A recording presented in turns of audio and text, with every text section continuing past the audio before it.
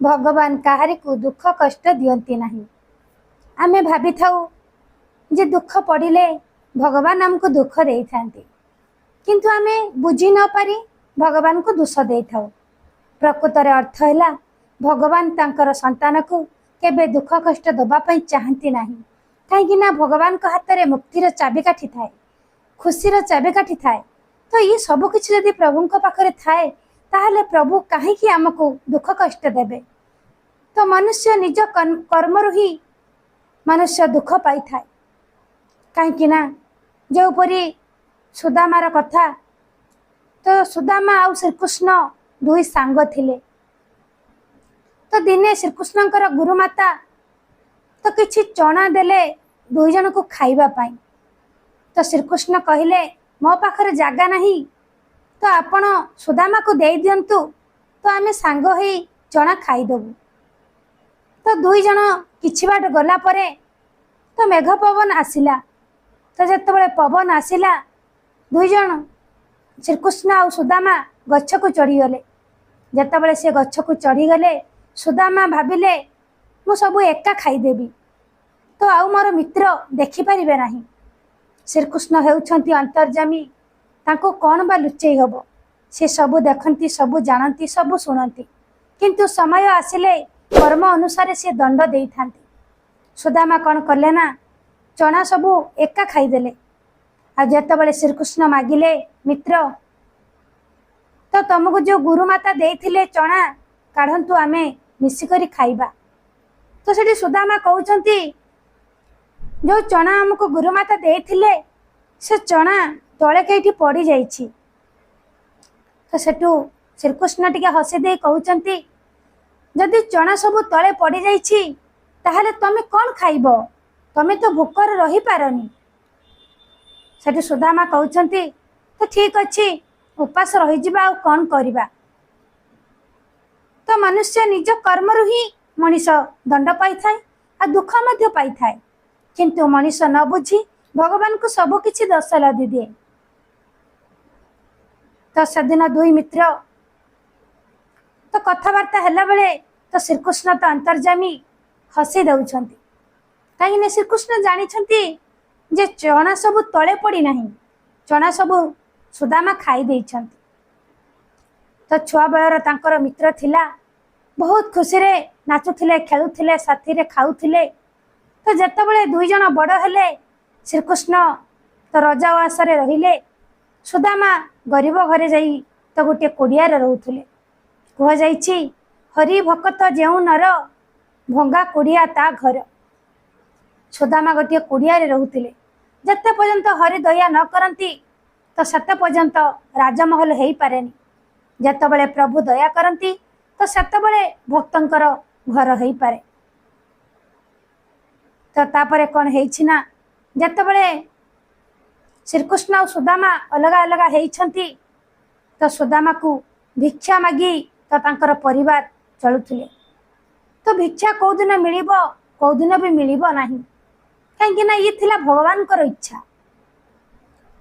तो सेतेबेले आमे जानि पारु जे तो प्रकृतर अर्थ कौन। जेतेबेले लक्ष्मी पचारुचंती श्रीकृष्ण को सुदामार उपास रहिबार कारण होउछंती आपण। तो श्रीकृष्ण कहउछंती ना रुक्मणी, मु केबे मोर संतान मान को कि मोर सांग को मु कष्ट दुख काहारी को किछि दिए नहीं। मनीष ता कर्मरु दुख पाई थाए, मनीष तार कर्मरु कष्ट पाई थाए, कहीं ना मु केवल समस्त को मुक्तिर चाबिकाठी दिए, मो पाखरे केवल मुक्ति ही अच्छी। तेणु मनीष जेमिति कर्म करि थाए तो सही परि फल पाई थाए। तेणु आमे बुझी न पारी सदा सर्वदा भगवान को दोष देई थाउ, किंतु प्रकृतर अर्थ होची भगवान को किछि दोष केही बेले भी न थाए। कहीं ना भगवान मनीष जन्म देइछंती, मनीष जन्म दबा सहित बुद्धि विवेक ज्ञान सब किछि देइछंती। तो आमे जदि भूल करिबा तो भूलर कर्मर फल आमको ही मिलिबो। श्रीकृष्ण को लुचेई जेतेबेले सुदामा चना सब खाईदेले तो श्रीकृष्ण मागिबार कहले तले पड़ीगला। तो ये थिला तांकर मिछ। तो भगवान को न दे सुदामा खाईदेले, किंतु तांको केते वर्ष काल कटिगला केवल उपास रे और केवल भिक्षा रे। किंतु तांकर भक्ति थिला, भाव थिला, श्री कृष्ण को सी जानी थिले।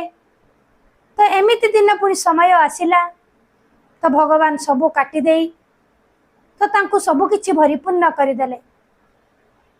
तो सेथि पई कह जाइछि भगवान काहारी को मध्य दुख कष्ट दियंती नाही।